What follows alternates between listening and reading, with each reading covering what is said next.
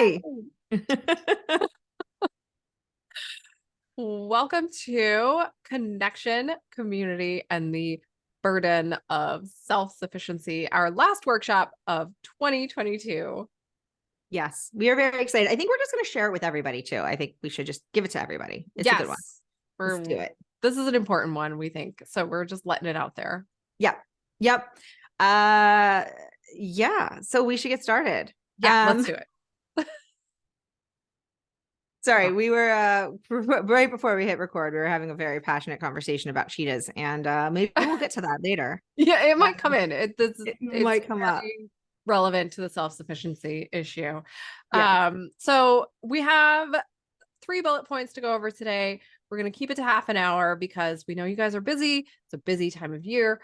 But we think that this is a really important topic, particularly for this time of year. And so that's actually what we're going to start with. We're not even going to bother with slides today. We're living on the edge, you guys. It's very crazy. But I skipped the most important part. Is it the most important? I don't know.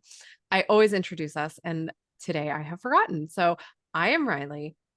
To my side, I believe on your screens, is Tova. We are Go Boldly Initiative. We are podcasters. We are life coaches. We are group coaches. We are all kinds of things, parents, friends, people navigating this crazy, crazy world. We are connected. We are connected. We are a community.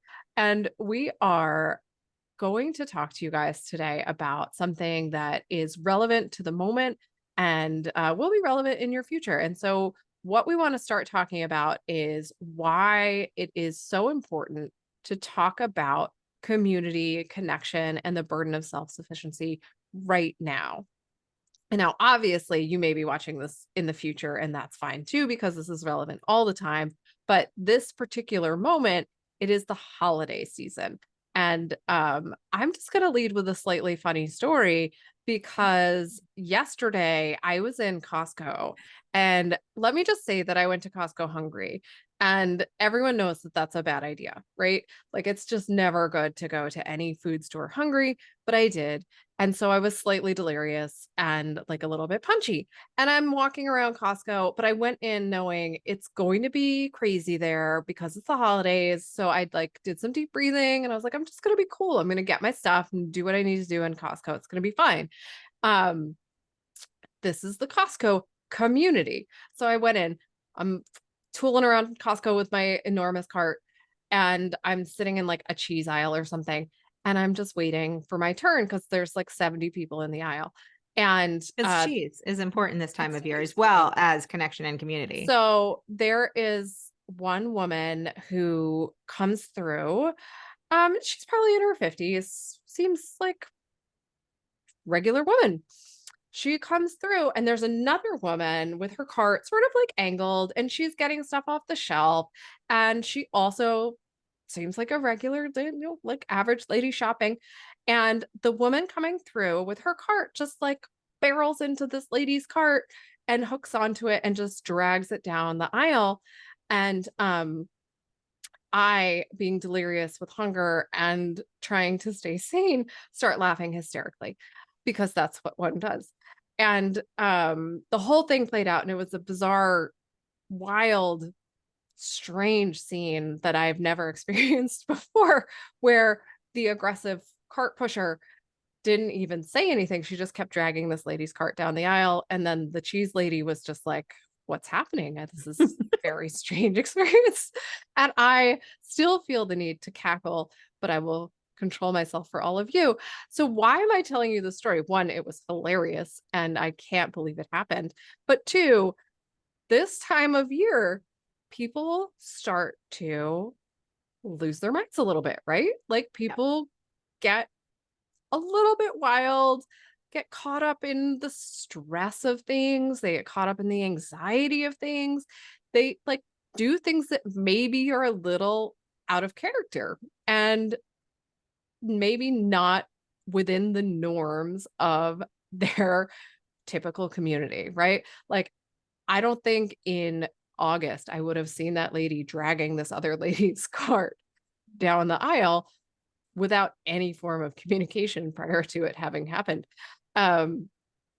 but it did because it was packed in the Costco and she was Yeah. probably super frustrated and just was like, I can't take it anymore. I'm going to drag this lady's cart down the aisle. Right. So during this time of year where things are heightened, people are frustrated, people are anxious. They're going to have to see Uncle Harry at Christmas and they really don't like Uncle Harry because he gets drunk at the Christmas table and starts spouting off some sort of horrible political nonsense, right? Like you get like just anxious and uptight and stressed and all those icky feelings start coming out, right? That's why we're talking about this now. Uh, Connection, yeah. community, the burden of self-sufficiency.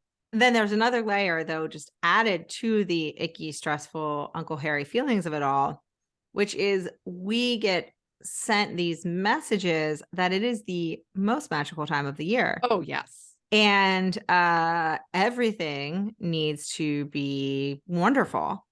And there's no and by the way, everyone else is having a wonderful time.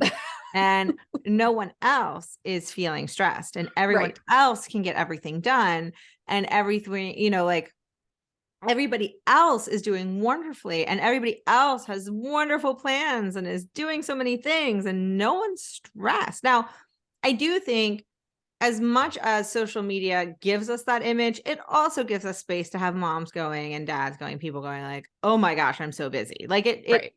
it does, if your community is well chosen, it does allow that space. But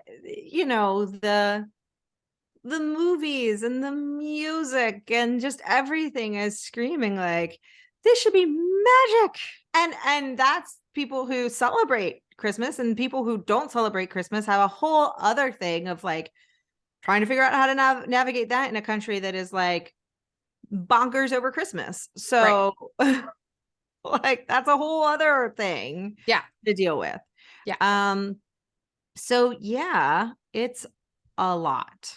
It is a lot this time of year. It is. And it can be really overwhelming and Yeah. exhausting and frustrating, especially when you just want to have like a regular, normal time of year where you're just like, I'm going to eat some nice food. I'm going to share some like okay presents. Like, not even the best presents, just like okay Okay, present. presents. Well, and then there's also like for many of us, the end of the annual year, there's a lot of work. Like there's Yeah. like literal like it's Actual the work. actual work. And then there's, if you have kids, there's like events at the kids' school. And so you can't actually work the Right. work that you need to do at the end of the year because of the events. Like I'm so thankful my son's middle school does their winter concert in January. Like what a delight. Um, and so, I think that it is very, very hard. And there's a lot of pressure that we feel like the world is putting on us. And there's also pressure that we put on ourselves. And depending on your family, there may be pressure that other people are putting on you or friends are putting on you. So it can be a rough time of year. Yeah, for sure. So, what do we do about it? How does this all come together? And what are we talking about today? Connection and community are two of the biggest kind of ways we think you can help yourself navigate this time of year. And so what does that mean, right? Like those are some buzzwords. Okay, great. That's fine. Um, but what does that really mean when we're talking about connection and community? We find that a lot of people get caught up in the numbers game. So like you start to get worried about, well, I don't have that many people to spend the holidays with, or I only have like one person I'm seeing, or all those people have such a huge family gathering that they're going to, or they're going to be at 10 parties and I'm not, or it becomes this comparison process. Um, and you start worrying about what everyone else is doing in comparison to what you are doing. And that can lead you down sort of like a dark, depressing road, I think. Yeah, I think that we have the tendency, like you said, the comparison game, and I think it's extra strong this time of year. Yeah. I think that I notice it in myself, and I've talked about this before. Like I have wonderful friends, and yet I can see a group of people on Facebook and being like, "Why don't do that?" Because all my friends like live all over, and like the chance of us all getting together to go to a bar on a Thursday night, like honestly, if we all got together, we wouldn't even choose to go to a bar on Thursday night. Like, but yet I can see a group out and be like, well, they have it better than I do, and it's a fleeting thought, and it's one that I've verbalized enough that now I can identify it and be like, well, that's move on. Like, that's not actually how you feel. But if you're not doing that, you can let it sit there, and it amplifies maybe your already existing loneliness when you do have people that you can reach out to, or you do have friends. So I do think that we often judge our own community, and I don't mean the people in the community. We're not judging the people. We're judging like, I should have more friends, or why don't we get together once a month, or why don't we do this, or why don't we have a cute pajama party where the kids make Christmas cookies together, like whatever it is. We judge our people, and I think that, you know Riley and I are very fortunate to have met in real life. And so we are like, I don't want to say that, met in person, but I also think we often judge like an online community that you might have. And we both know that some of our closest people in our lives started out as people that we had never met in, quote, well, I don't want to say real life in person, but it is real life. And like, that is a community.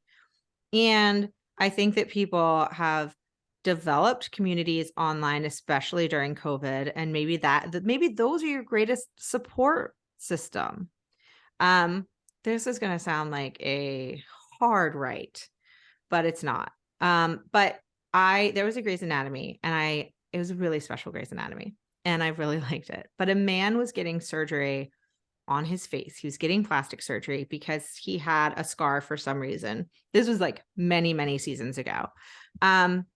And the people that were going to come to support him were 3 people from all around the country that he knew from like an orchid chat room or something, but they were his closest people because he didn't leave his house because he was so embarrassed of his face. And so these were the most important people in his life, were these 3 people. And clearly he was important to them. I'm going to get choked up. I love this episode.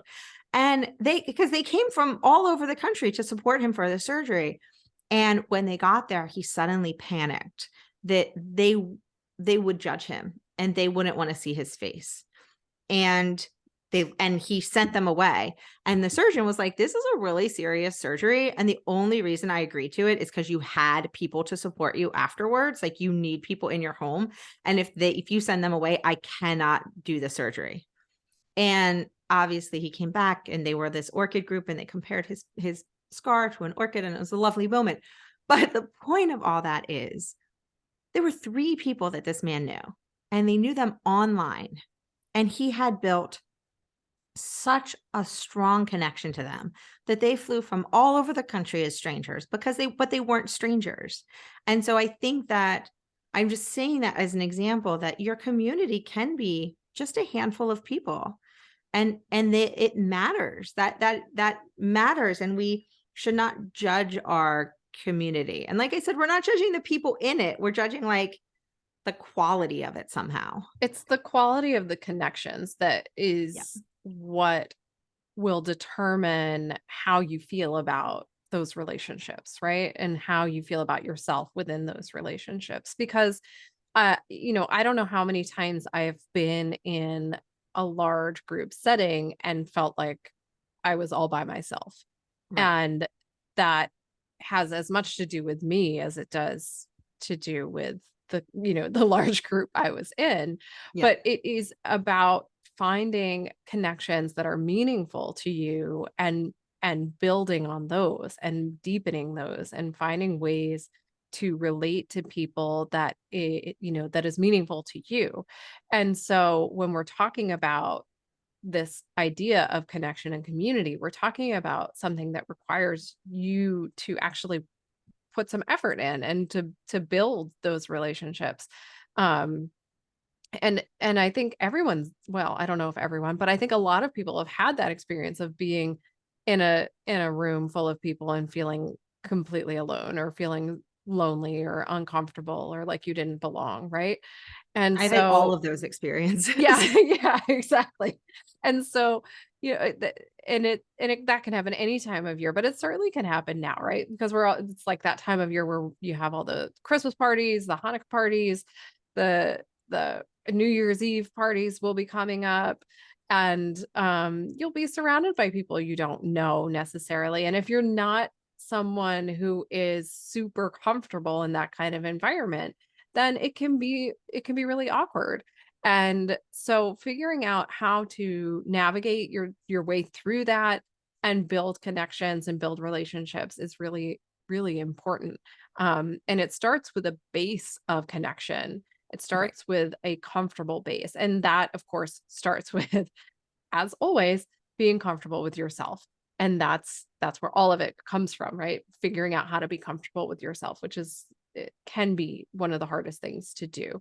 Um, and so I think from building that sense of connection and community, we move into this idea that we have all sort of, it's certainly in our generation, have been raised with this idea that we ought to be self-sufficient, right? That we ought to be able to take care of our own feelings and thoughts and concerns and needs without anyone else's input or help. Yeah. Um, And before we jump into that, sure. just talking a little bit about connection, because we're saying you need to find that. You might have it in your life and not realize it. And Yeah. I think that that is really important. I think that we often like I was saying, we undervalue our communities. I think we can often undervalue our friendships in the sense that you would be there, and we will talk about this in the next section, but like you would be there for somebody in an instant, but you assume they wouldn't be there for you. And so just because of how you treat yourself. And so I think often those connections may already exist for you. And you may just need to cultivate them a little bit, or even just like, I don't know. I remember in law school, there was someone who I just thought she was like really cool. Like I just thought she was like, she's a truly cool person. And I like wanted to be her friend. And I was like, I don't know how to do that. But of course, at some point, it was like right at the end of our third year, because of course, um, I worked on like developing a friendship and being all like weird and awkward and like asking her to coffee or something. And she was like, "Oh, that'd be great." And I was like, "Oh, geez, why didn't I just do that like such a long time ago?" And we're still good friends, but many, many, many years later. But the point is that I think sometimes we actually undervalue those connections that we already have. And so if you're sitting here going, "I don't have people like that in my life," you might. You might actually have people that you have in your life, and it's just a matter of thinking about it. We've talked about taking a friend inventory in the sense of letting go of people that might not be serving you, but you can also do it for the same purpose of being like, "Oh, I actually have some good friends in my life that I didn't realize," or that neighbor who I just used to chit chat with. Actually, I would like to chip with her more. You can invite them over for coffee, or, you may have these connections in your life that could be built up a little bit. So I just Yeah. wanted to say that it's not, you're not necessarily, no matter what time of the year, like starting at ground zero. No, that's a really good point. And I think just to add to that, because it is really, what you said is really important. And to add to that, um, in order to grow those connections, I guess you have to be willing to be vulnerable, which Leads us. obviously is can be very uncomfortable. And so you said something and I forget the exact wording, but essentially, you have to be willing to ask other people to be your friend, right? Like you have to be willing to take those risks and take those chances and allow people to know that you are open to their advances, which it sounds weird to say it that way, but I don't know how else to word it. But you have to be willing to, put yourself out there in some way, because if you aren't, then people aren't going to know that you're interested. Most people will just assume that you have your own friend group already, especially at our age, right? Like, it's not like Yeah. back when you're maybe in high school or college and it's just a free for all, like, of like Just a mosh everybody's pit of just going to be friends. friends, Yeah. right? Yeah. Now it's like it's a little less like that, and people, you have to kind of work a little harder, I think, at letting people know that you are open and interested in having conversations and getting to know them and becoming friends. And Yeah. that requires some action on your part, not just like sitting back and waiting. Well, and I think despite us kind of knowing better and knowing more now than we did many years ago, like seeing someone that's shy, we still take it as standoffish. Oh, Like for we sure. still are like, oh, they're shy or they're withdrawn, whatever. Like, and so I think many of us who, I don't think I always present as shy, but I am. I think that like that could give a signal of like, I don't want to be part of something when I do, Yeah. and I have to laugh because I saw a funny meme, which is like, why don't the other moms talk to me? I'm just going to stand off to the side and read my book. Like, and I have done that many, many Oh times. yeah. Yeah. So, I think that, yeah, you you have the connections. They're there. It's just a matter of letting go of this sense that you can do it all on your own, which we're going to talk about now, in order to welcome people into your life. Yeah. So this concept of self-sufficiency, as we started to talk about, is, very socially ingrained. It's or culturally ingrained, I guess. It's it, it becomes unhealthy when it is, I think it becomes unhealthy when it takes over every aspect of your life, right? Like, of course you want to be self-sufficient in certain ways. It's not an all or nothing proposition. It's not like you can never be self-sufficient in any way. But if you are so self-sufficient that you are unwilling to ever tell anyone anything about yourself, to Right. ever allow anyone to know that you are either happy or sad, that you're ever struggling, or that you're ever vulnerable, or that you've succeeded, if you're unwilling to share any part of your life, you cannot build community, because in order to build community, you have to be willing to share. And I mean, I think that's, I Yeah. think that's pretty self-explanatory. I don't, Well, I'm all for self-sufficiency in the sense that I think I think an ideal is that you can be comfortable by yourself. right. Right. Like I was talking to my son the other day. I don't know where we were, but he's like, I would hate to eat out by myself. And I was like, oh, it's fantastic. And he was like, what? He's like, that'd be awful. And I was like, no, it's a delight. It's you bring a book, you eat by yourself. It's It's really quite amazing. lovely. That Yeah. might be like an over 40 thing though for me. Well, I had that though in like when I started traveling by myself in Yeah, my actually 20s. that's true. When I started traveling by myself, that Yeah. But like, so I think it is good for all of us to be comfortable with ourselves enough to be alone with ourselves. hmm I also think it's helpful if you're physically able, to make your own lunch and breakfast. But like, that's pretty much where I draw the line at self-sufficiency. I think this is once again a long con perpetuated by capitalism and the American dream that I know I've taken some turns today, but no, like, I like it. it why? Why do we need to do things by ourselves? We are one of the like, oh, I don't have proof of this, but I think we're one of the like only time frames where cultures supporting, and really it's Western cultures supporting the people doing things on their own is celebrated. Like, so bringing it back to cheetahs, we're not cheetahs, and cheetahs are not doing that well. Like, No, let's be they are honest, not doing well. they're not doing well. And it's not just because of, growth in the human population. It's because they don't do anything with any other cheetah except for one very specific time thing. One one time a month. They do stuff with other cheetahs, and that's it. Like, and so I think that we are not cheetahs, and also they are not, thriving. And we not only is it okay, but we need to be willing to give up this need to take care of ourselves. It does not make sense. It does not benefit us, really in any way. That's what I have to say about that. Yeah. So the idea that you can go it alone through life without ever reaching out, without talking about how you feel, without discussing, decisions that you need to make, without unburdening yourself on to any other human Yeah. seems so extraordinarily painful, um, that I can't personally imagine why you would want to do that to yourself. Other than you have been conditioned to think that that is the only way that you should go through life.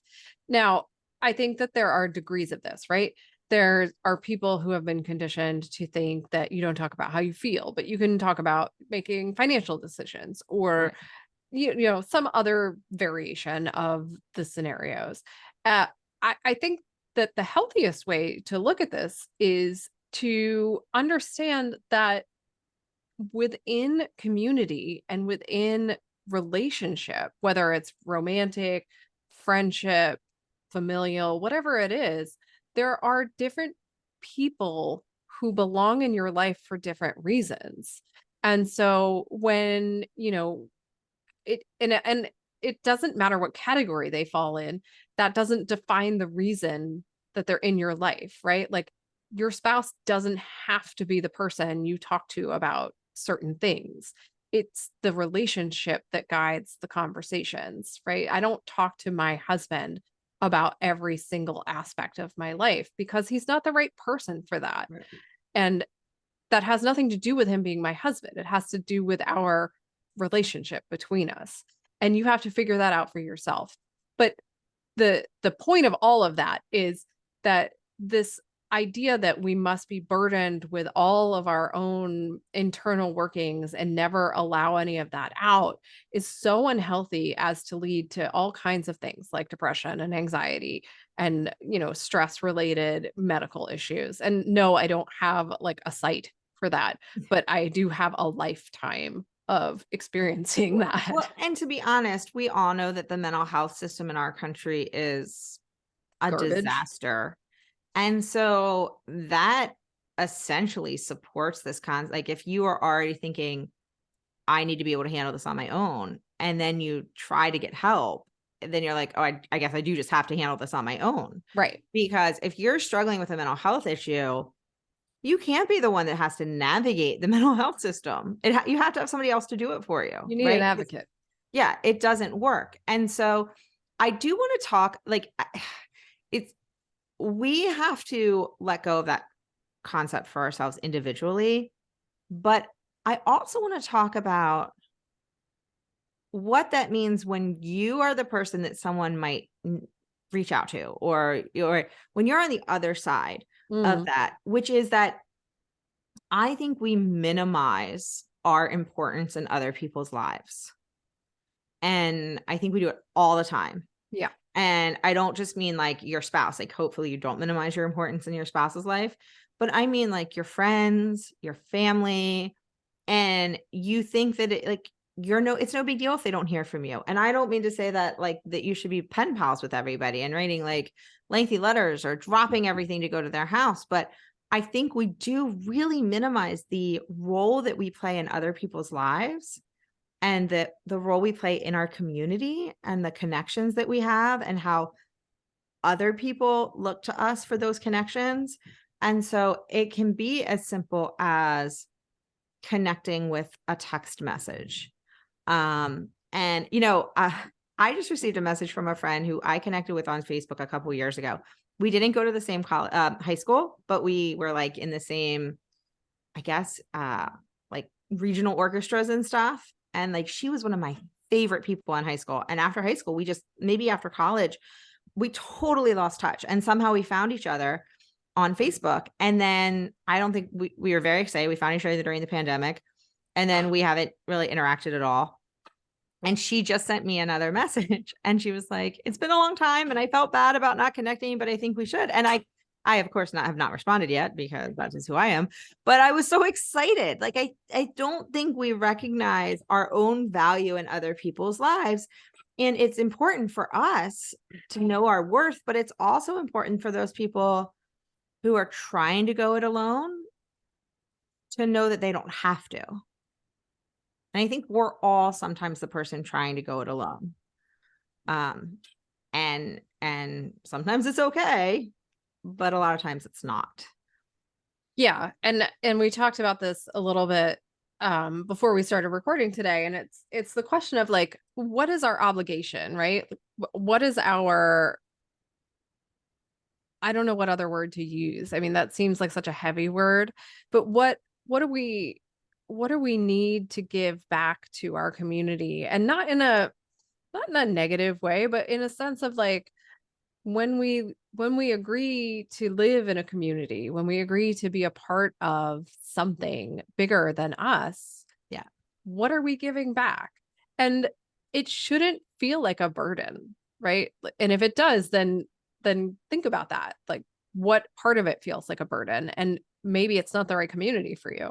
right. But if you are in a community that fits you, that you fit in, then it probably won't feel like a burden. And so think about like, where can you reach out? Where can you touch base? Who can you, be a touchstone for? Because as Tova said, sometimes we have no idea what other people are going through, what other people are experiencing, what their journey looks like.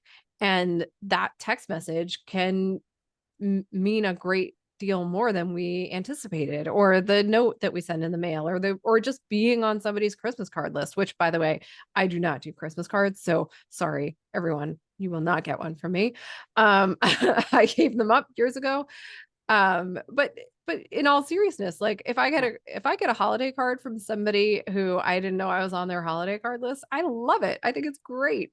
If it like just brings me like a little sense of joy to see their family and like that they thought of me and put me on their Christmas card list, I think it's amazing. But there are these kinds of things that we can do when we're a part of a community that will bring joy to people, that will add light to their lives. And it's important to remember that as a member of a community, we have some degree of obligation to that community to participate. And it's not a heavy burden. It's not meant to be a sacrifice or a punishment or punitive in any kind of way. Yeah. And I don't know. I think about how often we unknowingly play parts in other people's lives, and how kind words or something that we do is so meaningful to somebody else and we don't realize it. But I also think that, and I know this could be a whole other conversation, so I don't want to totally take us off, but asking for help gives permission for other people to ask for help. Sharing, if you feel comfortable, like sharing your vulnerability or sharing the fact that you're feeling overwhelmed, gives people the permission to say, or not even say, but think like, oh yeah, like I'm overwhelmed too. It's the reason group therapy works, even if you don't actively participate in the group therapy, because you're hearing other people's stories and they're being vulnerable and you're like, oh, maybe I'm not so different. And I don't know that I've ever shared this in a workshop, but I think I've shared it in podcasts. Riley and I talk so much. I don't know if I've shared it with her or with her that other people can hear. But before my marriage ended, I was working on growing a friendship with somebody, and we weren't good friends quite yet, but we decided that we wanted to be better friends. And so she came over. Actually, it was the the last Friday of school before Christmas. So right around this time is our little anniversary. And she ended up telling me a very personal story. And even while she was telling it to me, she's like, I don't know why I'm sharing this. Like, I don't share this with people.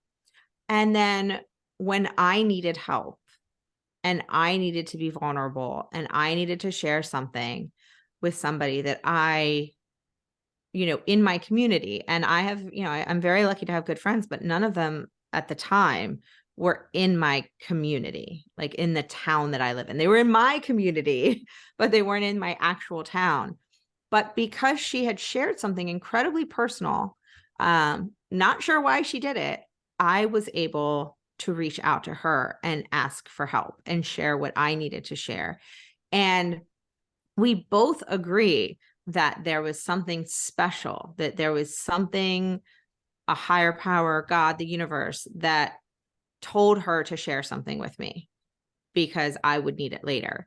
And so I only say that very strong story, long, strong story, is that we don't know what other people are going through, but we know what we're going through.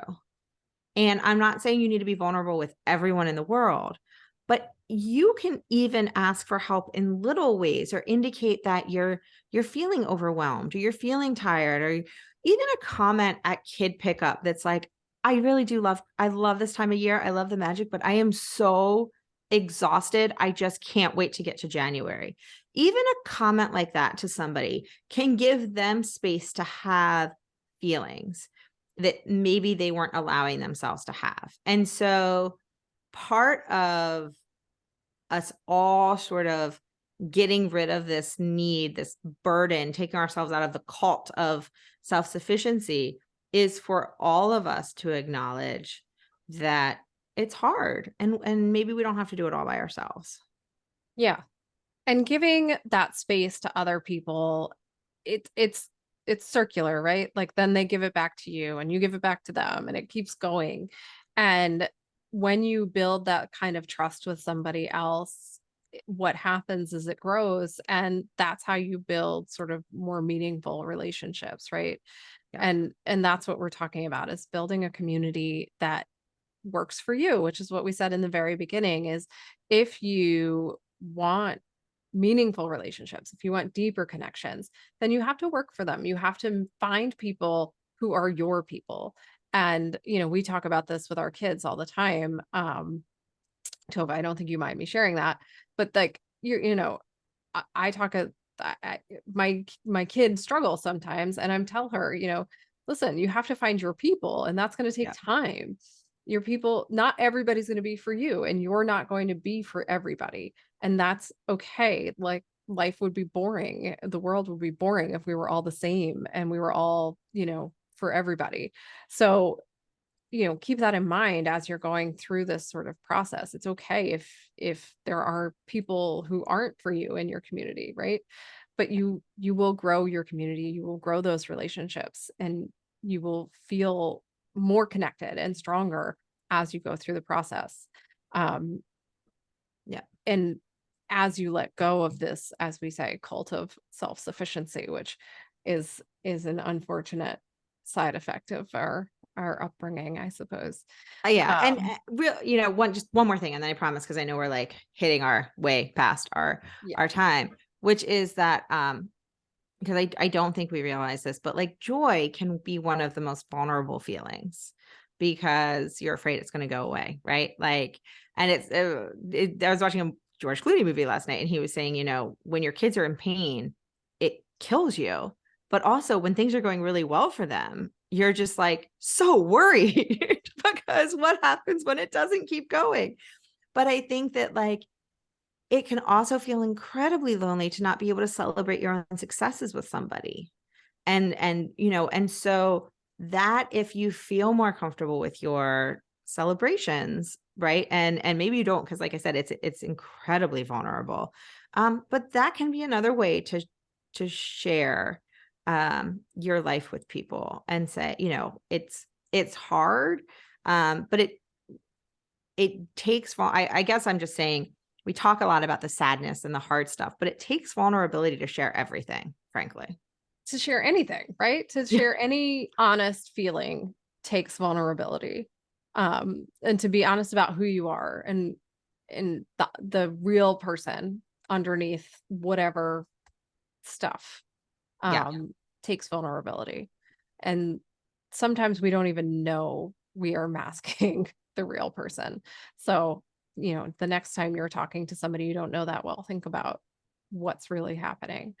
But with that, we are a bit over time. So I'm going to wrap us up.